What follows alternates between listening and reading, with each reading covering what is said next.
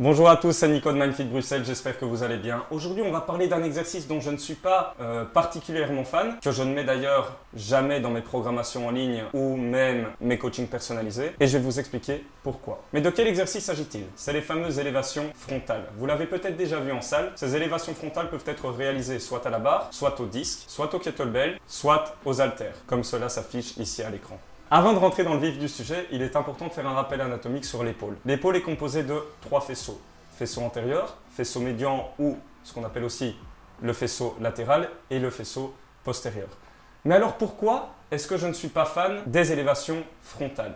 Pour la simple et bonne raison que le but des élévations frontales, c'est d'isoler le deltoïde antérieur, le faisceau antérieur en fait. Et ce qui se passe aujourd'hui, c'est que dans la majorité de la population, c'est qu'on a tendance à se recroqueviller vers l'avant. Pourquoi? Parce qu'on se retrouve de plus en plus face aux écrans ou sur un bureau, face aux tablettes, face aux ordinateurs, face aux smartphones. En surexploitant ce deltoïde antérieur et en l'isolant de manière significative, vous risquez d'accroître en fait ce conflit antéro-postérieur et donc à terme amener des blessures. Ce qui n'est pas le but évidemment lorsqu'on réalise de la musculation. En plus, ce qu'il est important de savoir aussi, c'est que dans la majorité des mouvements poussés, comme s'affiche sur le graphique à l'écran une étude qui avait été réalisée et dont je vous mettrai les liens dans la description, c'est que le deltoïde antérieur, le faisceau antérieur de votre épaule, est déjà sollicité sur la majorité, voire même tous les mouvements de poussée. Mais donc, que faire pour contrebalancer ce déséquilibre antéro-postérieur si c'est votre cas? Pas d'inquiétude, il y a la possibilité de rééquilibrer ça en étirant correctement votre dos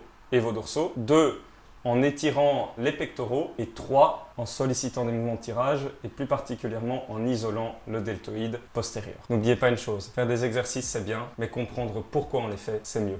Voilà les amis, c'est tout pour aujourd'hui. J'espère que ce sujet vous a plu. J'espère qu'il vous aura informé comme il se doit pour créer vos propres programmes d'entraînement. Vous aider en tout cas à concevoir un programme d'entraînement qui sera en lien avec vos objectifs. N'oubliez pas également de vous abonner à la chaîne YouTube Mindfit BXL.